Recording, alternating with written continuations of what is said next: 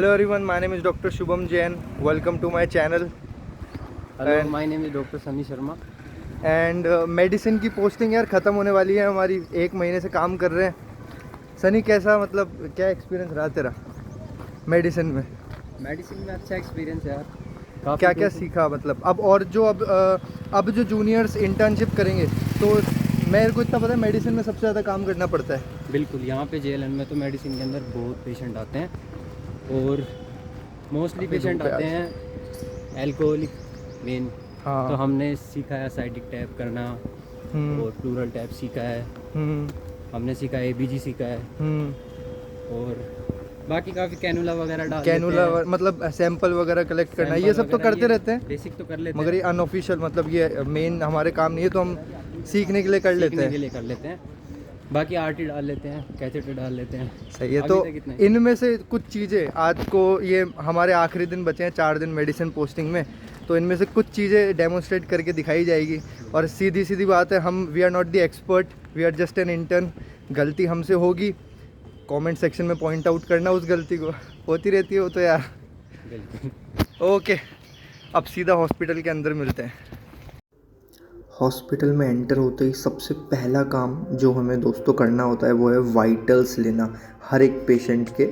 मैं MU 7 unit से हूँ और हमारे अंडर अभी करंटली जो है मेल वार्ड के अंदर 24 पेशेंट्स हैं, फीमेल वार्ड के अंदर अराउंड 9 to 10 पेशेंट है और ICU के अंदर भी अराउंड 9 to 10 पेशेंट है। तो सबसे पहला जो हम काम करेंगे, सबसे पहले तो वाइटल्स लेंगे पेशेंट के, उसके बाद कुछ सीखते हैं और कुछ डेमोन्स्ट्रेट करते हैं।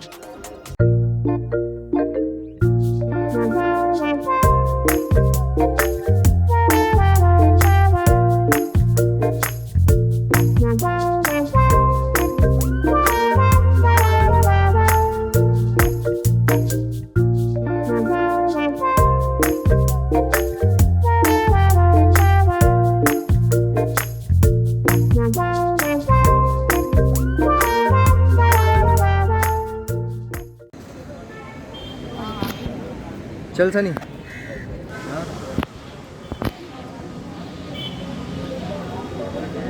तो मेल वार्ड के सारे हो गए हैं वाइटल्स, अब फीमेल वार्ड के और ICU के, ठीक है।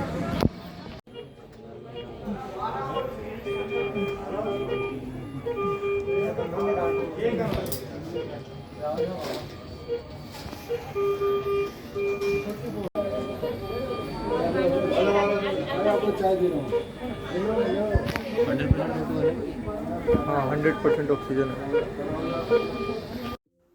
दोस्तों वाइटल्स लेने के बाद हमारे यूनिट हेड का और हमारे एसोसिएटेड प्रोफेसर्स के राउंड्स होते हैं। उस राउंड्स के बाद हमें कुछ पेपर वर्क दिया जाता है, वो हमें करना होता है, जैसे कि किसी पेशेंट का डिस्चार्ज बनाना, फाइलें बनाना और इन्वेस्टिगेशंस बनाना। तो ये हमारे लिए कंपलसरी वर्क होता है, बहुत बेसिक होता है, बहुत इजी होता है, हम करते रहते हैं बैठ करके। हमें इसमें भी आधा 1 घंटा लगता है। तो जब ये पेपर वर्क हो जाएगा उसके बाद हम डेमोन्स्ट्रेट करेंगे फाइनली, जो कि हम इस वीडियो में करना चाहते हैं। पहले ये जस्ट इससे गो थ्रू कर लेते हैं, then we will meet soon regarding this demonstration of many different procedures. बस अब सबसे पहला डेमोन्स्ट्रेशन हमने सोचा कैनुला का करते हैं, लेकिन हम सिस्टर जी के पास गए। सिस्टर जी ने बोला यार एक है तो सही पेशेंट, लेकिन वो काफ़ी डिफ़िकल्ट है। हमने भी बोला यार कोई नहीं सिस्टर जी, हम कर लेंगे, हम संभाल लेंगे सब, आप तो बस बता दो कौन से बेड नंबर पे। हम आ गए। हमने पेशेंट का कुछ ऐसा हिस्ट्री तो देखा नहीं था, लेकिन हमें जैसे हमने स्टार्ट किया लगाना तो धीरे धीरे समझ में आया यार पेशेंट को ड्रग इंड्यूस्ड एलर्जी है और पूरी शरीर पे, पूरे बॉडी पे उसके है ना स्किन है ना मतलब एक्सफोलिएशन टाइप हो रहा है, स्किन बाहर से पीलिंग ऑफ हो रही है। तो unsuccessful attempt of cannula try, इसके मतलब हमने सारी जगह पे ट्राई कर लिया, मगर पेशेंट की एलर्जी इतनी ज़्यादा है।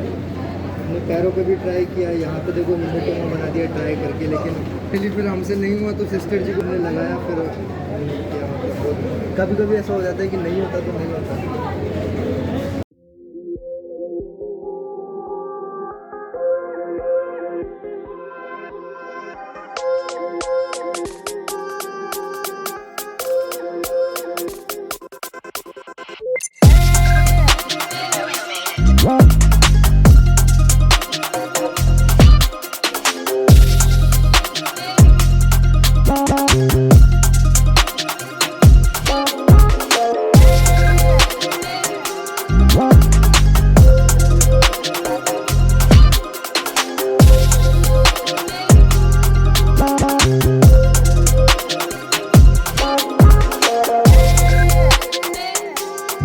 सो अभी हमारे मेल वार्ड के अंदर टोटल 24 पेशेंट करंटली एडमिट है, लेकिन उनमें से 3 पेशेंट हमने शॉर्टलिस्ट करे हैं क्योंकि काफ़ी इंटरेस्टिंग केस है।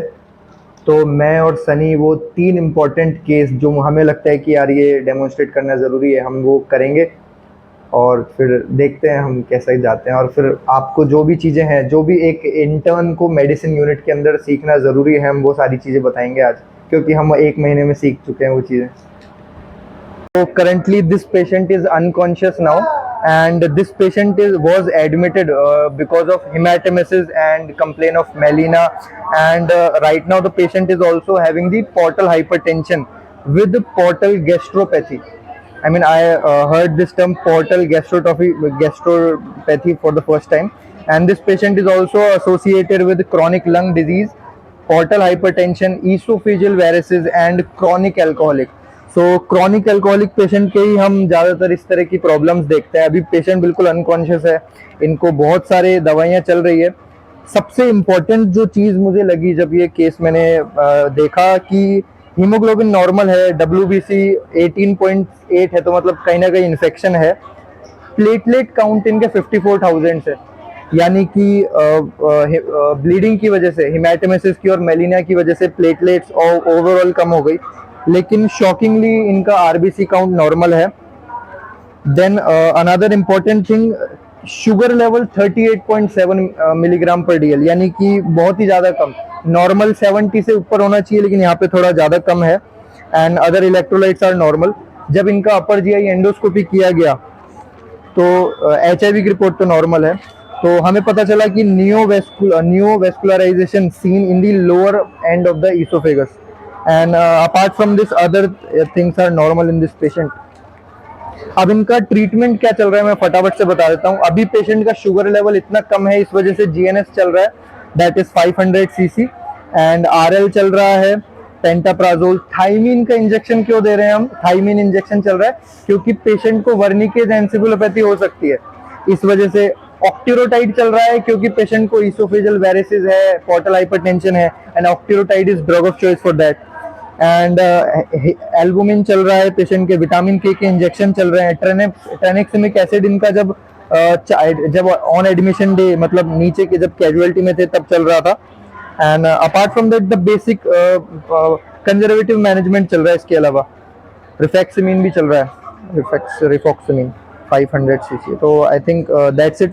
क्यों पीते हैं सिगरेट, क्यों पीते हैं अल्कोहल, कब से पी रहे हैं, अगर आपको पता हो तो? 20 साल से अल्कोहल ले रहे हैं, और पहली बार ही हुआ है ये खून की उल्टी? उससे पहले नहीं हुई? पहले भी हुई है? कितनी बार हो गई? ठीक है, थैंक यू। इनका DVT के पेशेंट हैं और ये पहले बेड रिडन रह रखे हैं 3-4 दिन के लिए, जिसके कारण के DVT हो रखा है। इनका पूरा पैर पे यहाँ पे काफ में पेन होता है, और अभी इनका ये पेशेंट का ये इसमें जो DVT के अंदर पेन होता है वो पूरा यूनिलैटरल होता है। अब इसमें पैर में दर्द हो रहा है? एक पैर में ही है? यहाँ पे ज़्यादा दर्द होता है, यहाँ होता है? यहाँ पे ज्यादा दर्द हो रहा है। यहाँ पे ज़्यादा दर्द होता है। पहले आप हॉस्पिटल में थे, भर्ती हुए थे, दवाई चल रही है कोई? पहले भी नहीं चल रही थी। अच्छा, तो इन पेशेंट का, DVT के पेशेंट के हमेशा ऐसे होता है कि इनका BP हमेशा लो आता है और टैकीकार्डिया रहता है, सबसे मेन इनका साइन होता है। तो इनका भी लो मोलिकुलर हिपेरिन दे रहे हैं इनको अपन, और वारफरिन दे रहे हैं। पेशेंट का होमन साइन आता है, अगर पेशेंट को डोर्सिफ्लेक्शन करेंगे तो पेशेंट को पेन होता है। अभी तो इनको हमने ये पहना रखा है, इसकी वजह से नहीं कर सकते, नहीं इसको डोर्सिफ्लेक्शन करने पे पेशेंट को पेन होता है, तो होमन साइन होता है। Now doctor, currently I am taking ABG samples, और मैं बता दूं आप लोगों को, जितना डिफ़िकल्ट ABG सैंपल कलेक्ट करना है उससे बहुत ज़्यादा डिफ़िकल्ट होता है इसकी रिपोर्ट को समझना। तो रिपोर्ट को समझने से पहले मैं ज़रा पेशेंट के बारे में बता दूं। So the patient is having acute pulmonary oedema with metabolic acidosis and acute kidney injury right now in ICU, and it's a suspected case of chronic kidney disease, also a suspected case of uremic encephalopathy with septicemia। तो जब हमने ये sample collect किया उसके बाद हमने थोड़ा सीखा कि ये रिपोर्ट में कैसे हम चेक कर पाएँ कि ये मेटाबॉलिक एसिडोसिस है या एल्केलोसिस है। तो उसके लिए सबसे इम्पॉर्टेंट बेसिक चीज़ ये होती है कि तीनों चीज़ें अगर आपको पता लगाना है मेटाबॉलिक एसिडोसिस है, तो तीनों चीज़ें एक ही लाइन में लो होनी चाहिए। पीएच लो है, PCO2 भी लो है पेशेंट का, और HCO3 भी यानी कि बाइकार्बोनेट भी लो है इस पेशेंट का। तो ये ऐसा क्यों है? ऐसा इसलिए है दोस्तों क्योंकि हमारा पेशेंट नॉर्मली तो क्या होता है, मेटाबॉलिक एसिडोसिस को रेस्पिरेटरी एल्केलोसिस के साथ कंपनसेटेड होना चाहिए, मगर हमारा पेशेंट पल्मोनरी एडिमा के साथ सफ़र कर रहा है।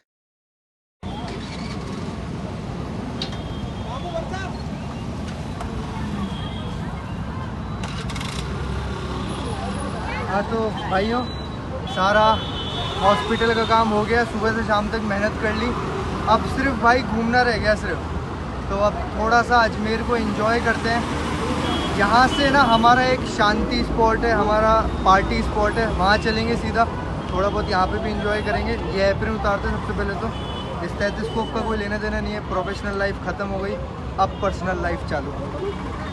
ठीक है, तो अभी मेरे साथ है डॉक्टर हर चौहान, जिसकी भी मेरे साथ इंटर्नशिप चल रही है। भाई कैसा चल रहा है तेरा? सब बढ़िया चल रहा है, कंप्लीट होने वाली है मेडिसिन पोस्टिंग ना? मेडिसिन पोस्टिंग कंप्लीट होने वाली है और काफ़ी अच्छा टाइम पीरियड रहा और मेडिसिन के साथ। यहाँ जो अभी हम घूम रहे हैं, ये आना सागर बोलते हैं इसको, अजमेर का ये चौपाटी है, बहुत ही बढ़िया एरिया है। लेकिन ये हमारा एन्जॉयमेंट वाला स्पॉट नहीं है, ये तो बस थक गए थे, थोड़ा आ गए। जहाँ हम पार्टी वार्टी करते हैं, जहाँ हम इंजॉय करते हैं, वो वाली पार्टी नहीं, नॉर्मल। क्यों भाई? हाँ भाई, वो वाली पार्टी नहीं करते हम, नॉर्मल करते हैं। वो अलग स्पॉट है, वहाँ पे लेके चलेंगे आपको।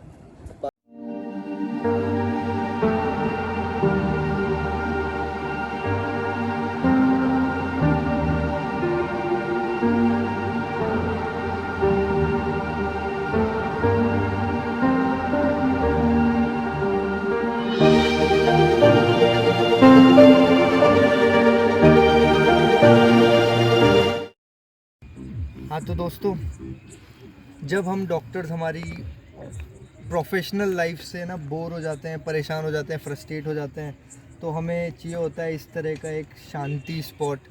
ये हमारे लिए उसी का काम करता है। इसको शांति स्पॉट भी बोल सकते हो, पार्टी स्पॉट भी बोल सकते हो हमारे लिए। और मैं यहाँ पे बहुत फ्रिक्वेंटली विज़िट करता हूँ आजकल, कुछ भी करने के लिए। बस ये जगह, बेसिकली ये जगह दो जनों के लिए, एक आशिक, दूसरा आवारा। और दोस्तों हम दूसरी कैटेगरी में आते हैं। ये जो पीछे जो रिकॉर्ड कर रहा है ना, ये आशिक वाली कैटेगरी में आता है। And doctor Shubham belongs to both categories. हमारा तो चल रहा है, वह सब इंटर्न चल रही है। इस वीडियो को ख़त्म करने के लिए इस जगह से बढ़िया कोई और हो नहीं सकता था। मैं सोचा चलो यहीं से ख़त्म करेंगे। अब मेडिसिन व्लॉग भी ख़त्म हो रहा है, रात भी धीरे धीरे ख़त्म हो जाएगी, हमारी पार्टी भी ख़त्म हो जाएगी, फिर होगी एक नए दिन की शुरुआत, नए पोस्टिंग की शुरुआत। PSM में फिर बनाएंगे एक और ब्लॉग। तो अभी के लिए तो अलविदा, हम पार्टी एंजॉय करते हैं।